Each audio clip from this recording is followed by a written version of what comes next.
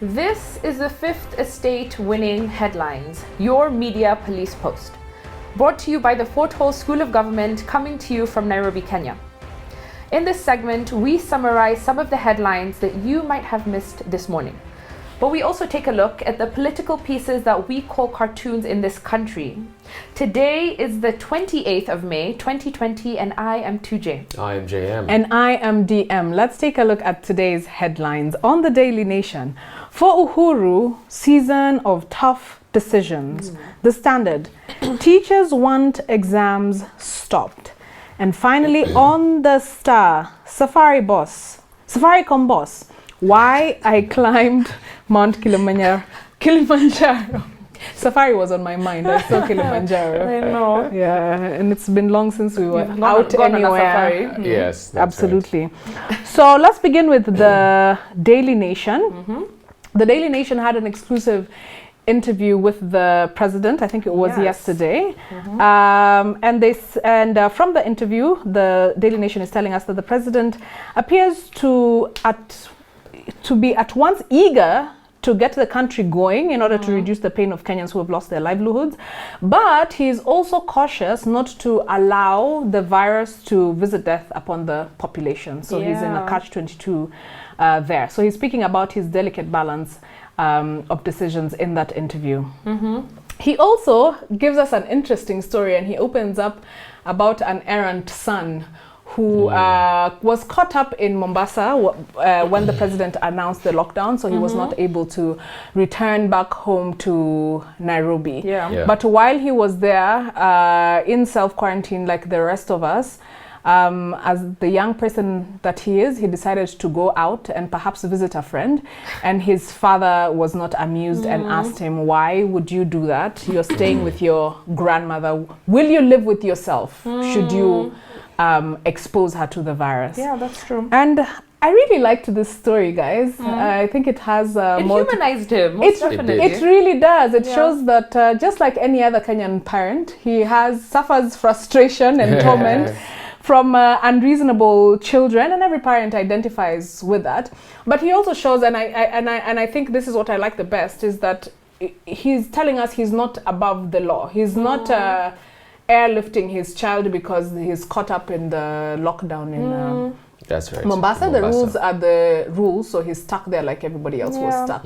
What I also liked about this story is we got first-hand insight from the president himself to, into the justifications of what's been going on in the party, And I think what did he say specifically? That if you're not with me, just, let me do what I need to do. Or let me get somebody else He's will. He's got a development agenda which he wants to implement. Don't slow me down. And there's people who are not pro that agenda. And so he said, if you're not, then step aside.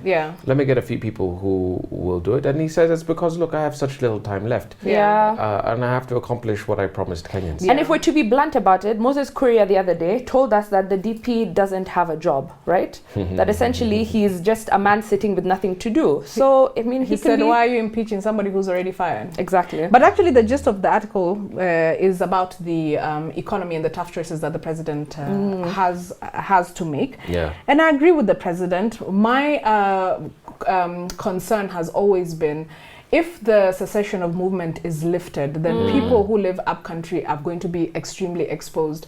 Not just because the infrastructure, of course, doesn't match the urban spaces, and they may not have as much access to healthcare as we may here, but also because everybody's grandparent and a lot of people's parents are up country. And they, of course, are vulnerable because of their age. But also, in addition to that, life up country is very different, guys. It's highly communal. You can live in Nairobi for 2 years and not know who your next door neighbor is.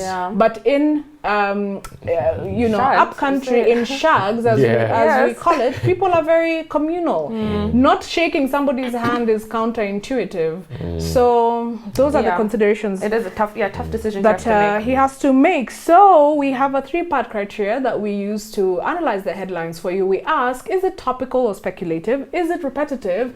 Or is the headline groundbreaking? And finally, is it topical Oh no, sorry. Is it thoughtful or just plain lazy? DM, you really need that Safari, don't you? I really do, 2J. What do we think about, or let's move on to the Standard first. Yeah, yes, let's park that. The Standard tells us teachers want exams stopped. So teachers, not specifically, say that they want the KCPE and KCSE tests pushed to early 2021, January, I think they specify, because they're saying that going to school will put children at harm. Yeah. And what was actually said was the NUT Secretary General, Wilson Sossion. I call him Sossion, but anyway. He says that the world will not come to an end if we suspend examinations. KCPE and KCSE are not a ticket to heaven. And I could not agree more. Not. Yeah, and just looking at what is happening globally, if you look at some other countries, the World Bank says that there are 3 options right now for a lot of the ministries of education. The first one is to cancel exams outright. The second is to postpone them. And the third is to have them take place but in a modified format. So I think that the most inspiring version that I saw came from Norway, where they said that the system that they have in place already says that 80% of your grade at the end of the year comes from participation. 20% comes from your test. So they're saying that they're just going to outright cancel exams because I think 80% is enough to tell you whether a student has passed or failed. Or has gained competence. Or is competent. India has said that they're just going to push people to the next level of class.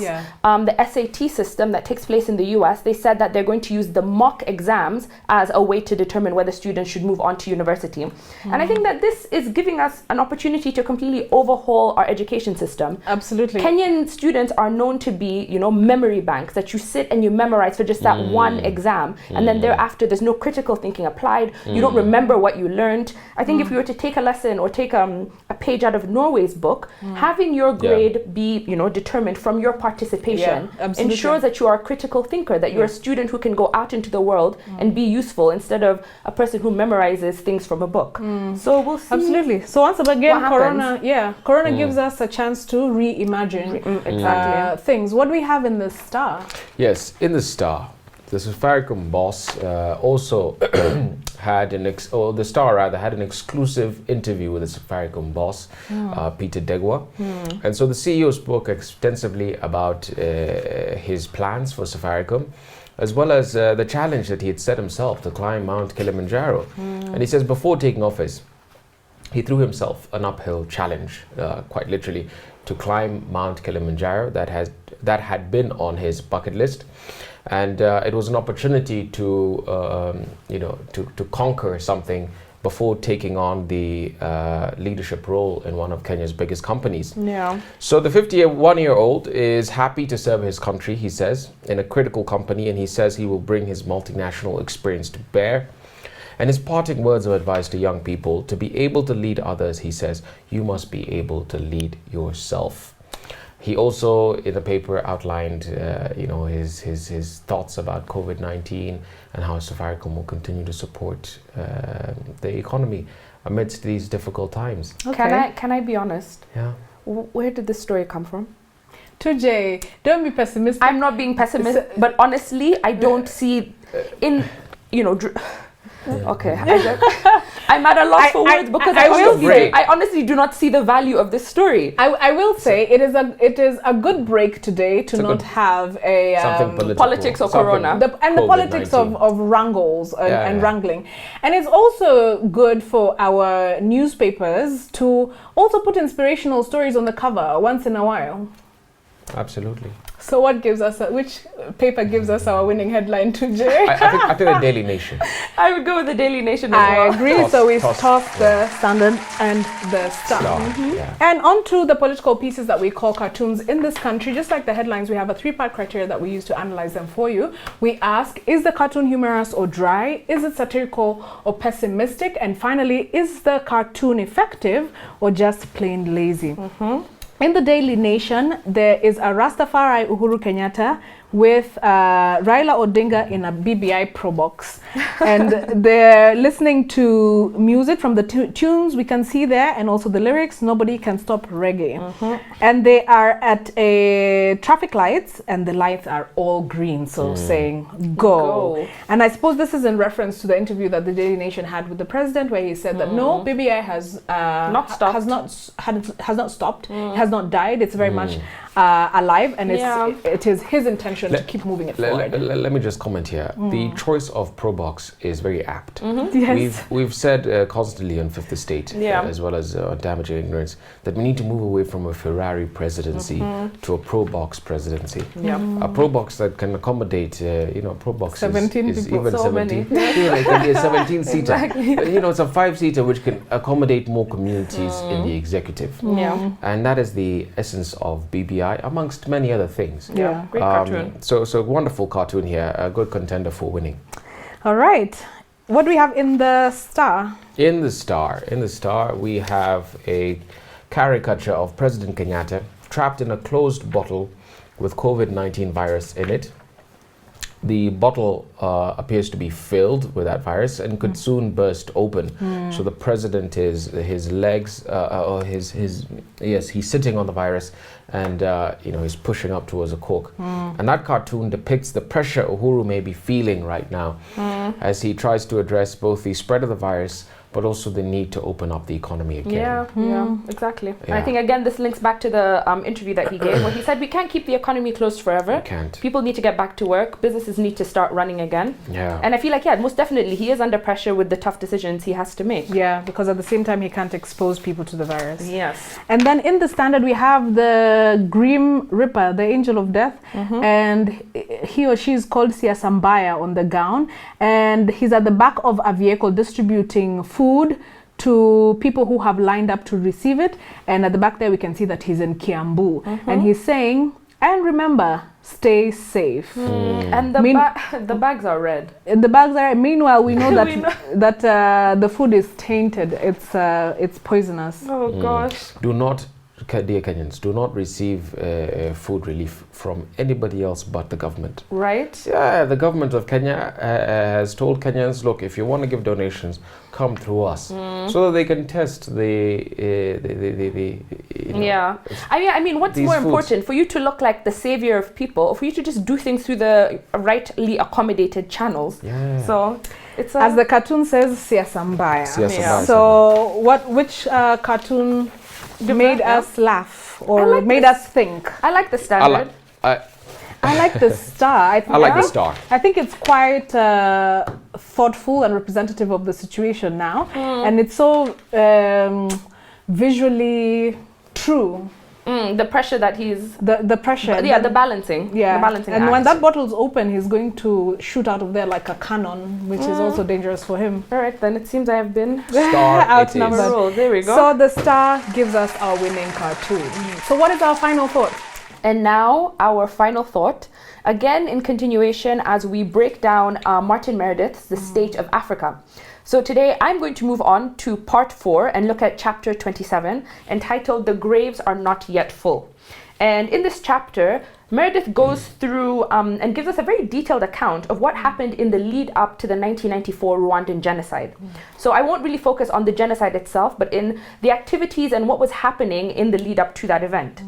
And so he describes the ugly streak that ran through Rwanda's Rwanda's politics rather, ever since this idea of Hutu hegemony had taken hold in the country in the 1950s.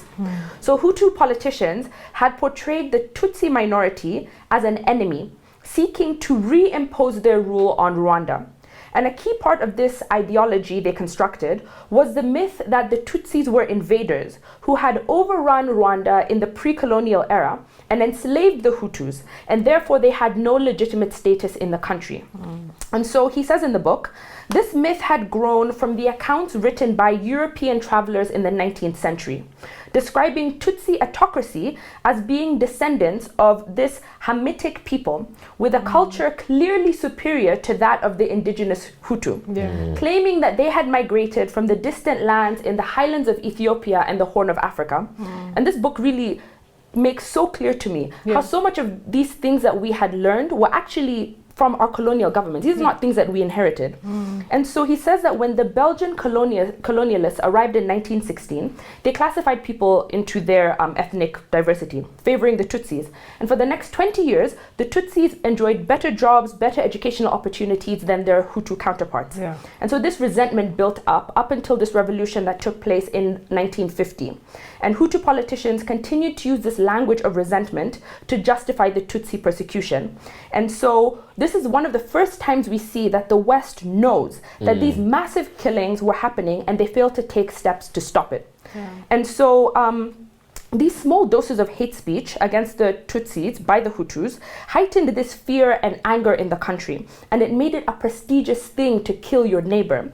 And so just like Viktor Frankl in his book, Man's Search for Meaning, he says that Hitler did the same thing. The regime administered these small doses of hate against the Jews until it became an accepted norm to kill a friend, to kill a neighbor, to kill a colleague. Yeah. And this is exactly what we see in Rwanda. And so this chapter, what I really like is that it covers in great detail the relationship that was happening in Eastern Africa, this relationship between Burundi, Uganda, Tanzania, and Rwanda, and how the events in each country kind of contributed to the spats of violence that ended up happening in Rwanda. We see Museveni teaming up with Kagame to overthrow Obote in Uganda, and you see the rising of the RPF. But what shocked me the most, which really just shocks me to my core, is the role that the West played, especially France. So you have as early as 1993 these human rights reports coming out exposing the massacres and the attacks that were led by the Rwandan president and his direct entourage. And this direct entourage were funded by who? The French. And then even as the violence takes place after the death of the Rwandan president, you see the French government allowing Rwandan elites to flee to France. And then worst of all, giving them money that they said for the inconvenience of the genocide taking place. He gives the account of this one woman who was given $40,000 upon landing in Paris for the inconvenience of this genocide. Wow. And I think this links back to what you guys discussed yesterday, that the United Nations Security Council failed to declare it a genocide because of what had happened in Somalia. Just the previous year. Exactly, the years before. So they did not want to get involved in something thereafter. Yeah, both the UN and yes, the UN, the US, America had become bystanders. Exactly. You also said that there was importation of Exactly. Yes, this was such a fascinating fact that they said that Chillington, this British tool manufacturer, sold more machetes to Rwanda in 1 month than they had sold globally in the entire of 1993. And that didn't sound alarm bells. I think that it would, but for some reason everybody just decided to take a stand back. And of course they say that one of the biggest importers of these machetes was none other than Felician Kabuga, who was recently arrested in Paris. So again, this is showing the complicit, acts of France, because this guy was hiding out for 26 years in Paris and nobody said anything. So, I mean, this really just...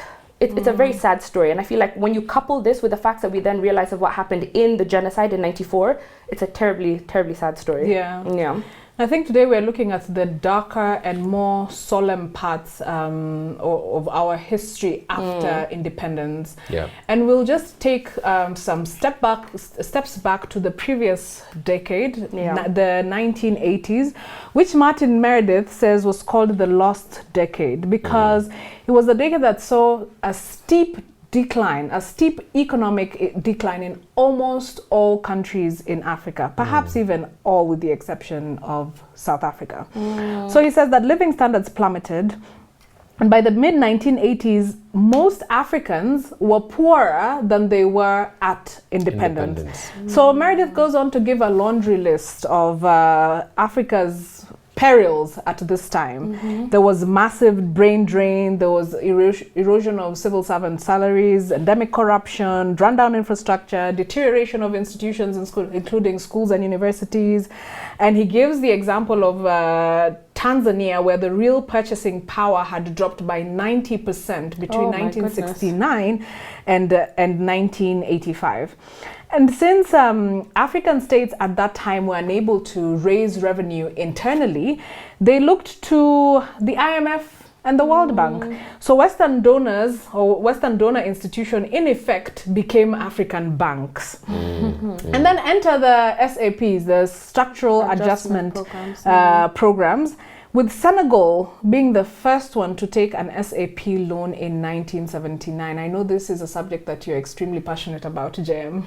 Yes, this is what we discussed on the Bad Samaritans. Now, the remedy that the Bretton Woods institutions devised for Africa's ills was a series of what they call radical economic reforms to withdraw the frontiers of the state, to roll them back.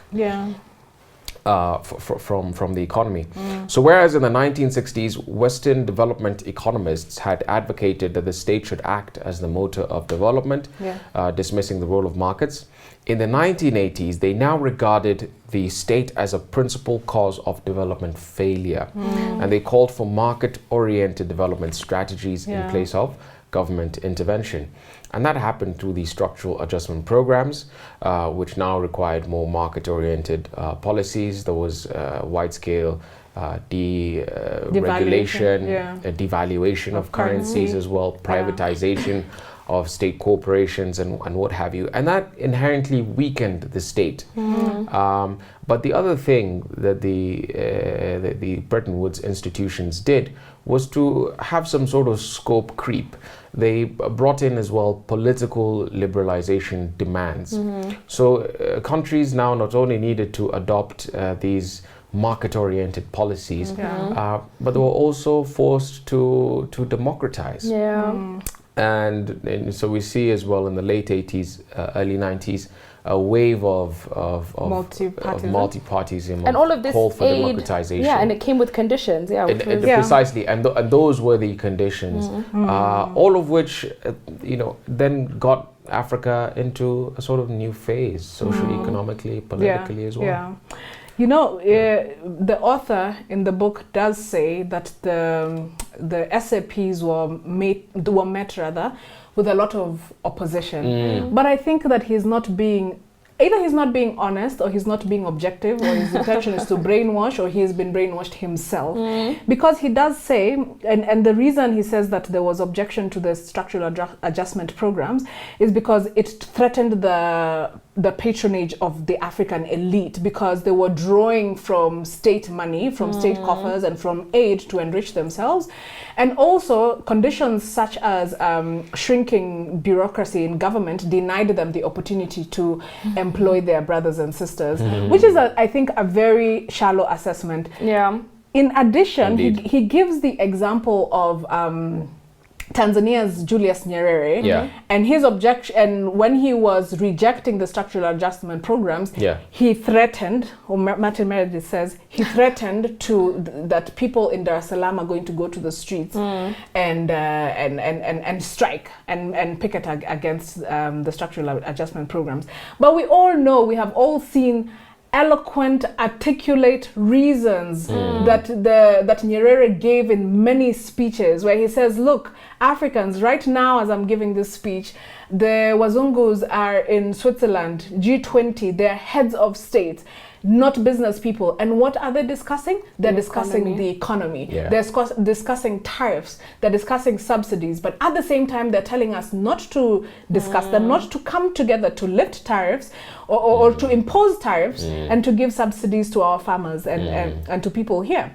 So Martin Meredith is actually being very deceptive and making African leaders look like they did not have ideology, but he's also not telling us the truth, in that the West deliberately co-opted the leaders to personally enrich them because of the Cold War. They were not thinking about African economies. Of course not.